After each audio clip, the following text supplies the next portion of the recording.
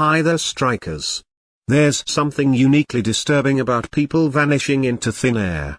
Read about these incredibly strange, unsolved cases. Although these disappearances span centuries, locations, age ranges, and circumstances, there's one common thread shared between them: a lack of closure. There are theories, speculations, and investigations, but never a decisive answer. On our incoming episode, I'm going to feature some of the cases of mysterious disappearances of some missing that just disappear without any trace. Our feature story is about the mysterious disappearance of Dyatlov Pass. In 1959, a group was formed for a skiing expedition across the northern Urals in Sverdlovsk Oblast, Soviet Union. According to prosecutor Dyatlov, documents that were found in the tent of their expedition suggest that the expedition was named for the 21st Congress of the Communist Party of the Soviet Union, and was possibly dispatched by the local Komsomol organization. Igor Dyatlov, a 23-year-old radio engineering student at the Ural Polytechnical Institute, now Ural Federal University, was the leader who assembled a group of 9 others for the trip, most of whom were fellow students and peers at the university. Each member of the group, which consisted of 8 men and 2 women, was an experienced Grade 2 hiker with ski tour experience, and would be receiving Grade 3 certification upon their return. At the time, this was the highest certification available in the Soviet Union, and required candidates to traverse 300 kilometers, 190 miles. The route was designed by Dyatlov's group to reach the far northern regions of Sverdlovsk Oblast and the upper streams of the Lozva River. The route was approved by the Sverdlovsk City Route Commission. This was a division of the Sverdlovsk Committee of Physical Culture and Sport, and they confirmed the group of 10 people on January 8, 1959. The goal of the expedition was to reach Otorten, a mountain 10 kilometers, 6.2 mi, north of the site where the incident occurred. This route, undertaken in February, was estimated as a Category 3, the most difficult time to traverse. On the 23rd of January 1959, the Dyatlov group was issued their route book, which listed their courses following the number 5 trail. At that time, the Sverdlovsk City Committee of Physical Culture and Sport listed approval for 11 people. The 11th person listed was Semyon Zolotaryev, who was previously certified to go with another expedition of similar difficulty, the Sigrin Expedition Group.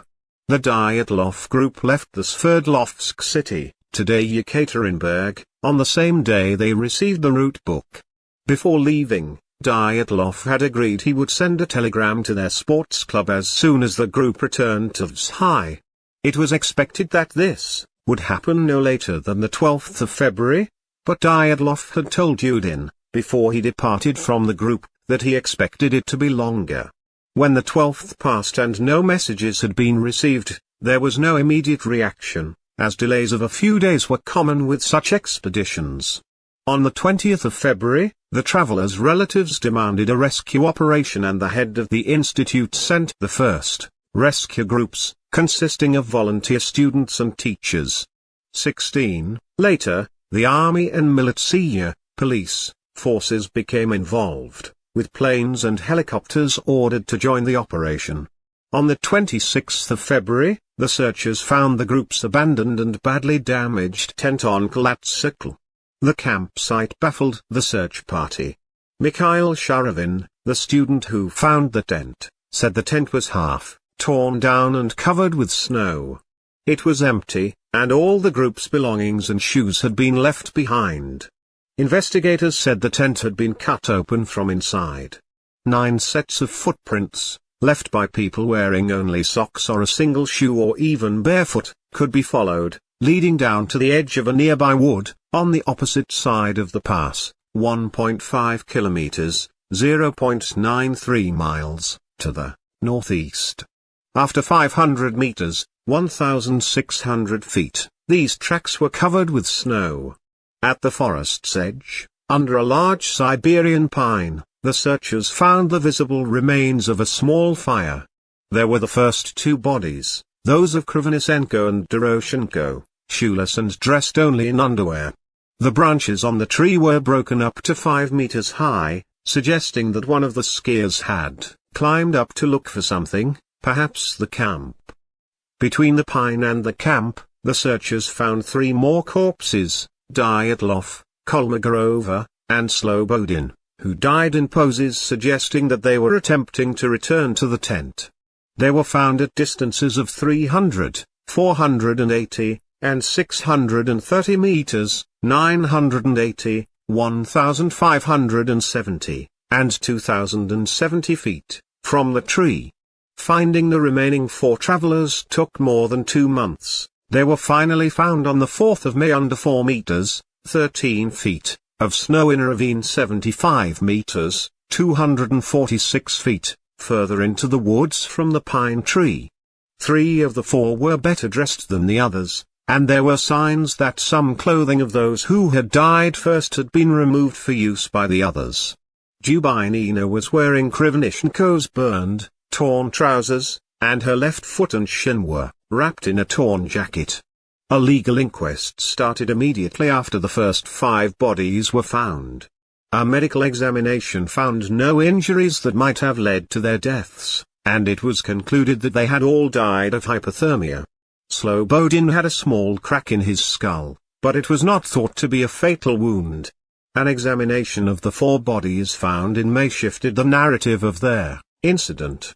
3 of the hikers had fatal injuries, Thybux Brignoles had major skull damage, and Dubinina and Zolotaryov had major chest fractures. According to Boris Vozrozhny, the force required to cause such damage would have been extremely high, comparable to that of a car crash. Notably, the bodies had no external wounds associated with the bone fractures, as if they had been subjected to a high level of pressure. All 4 bodies found at the bottom of the creek in a running stream of water had soft tissue damage to their head and face.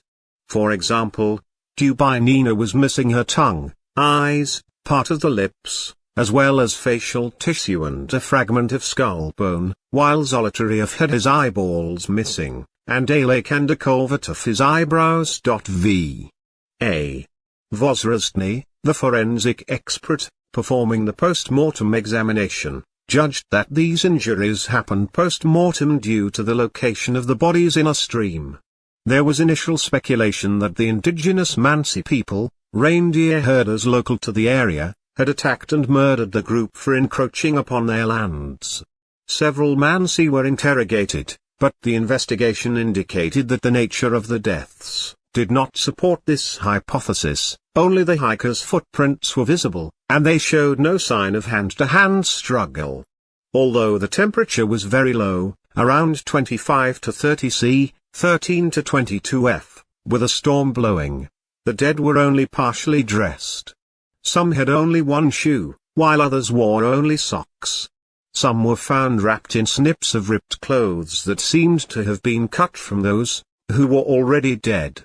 Journalists reporting on the available parts of the inquest files claim that it states, 6 of the group members died of hypothermia and 3 of fatal injuries. There were no indications of other people nearby on Kalatsikl apart from the 9 travelers. The tent had been ripped open from within. The victims had died 6 to 8 hours after their last meal. Traces from their camp showed that all group members left the campsite of their own accord, on foot.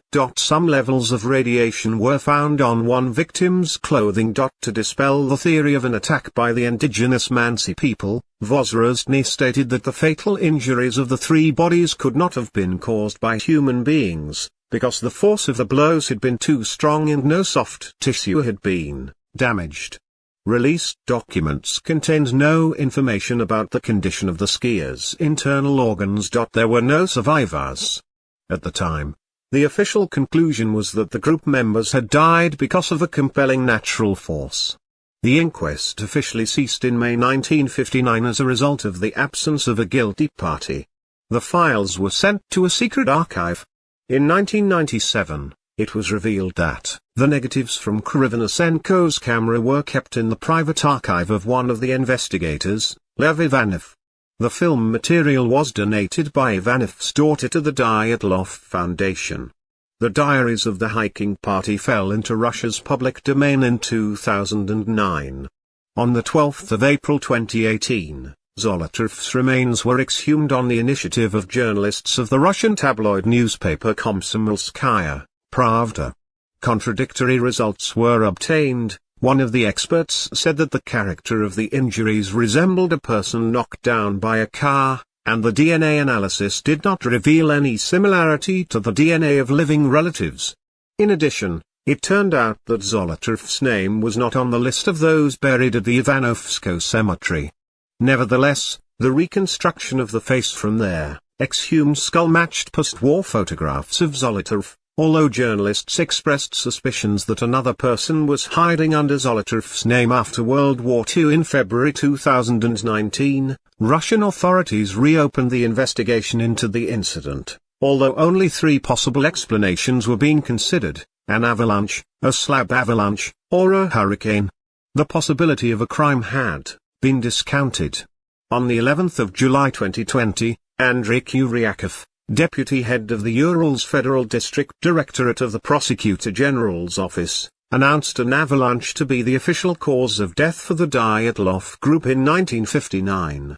Later independent computer simulation and analysis by Swiss researchers also suggest avalanche as the cause.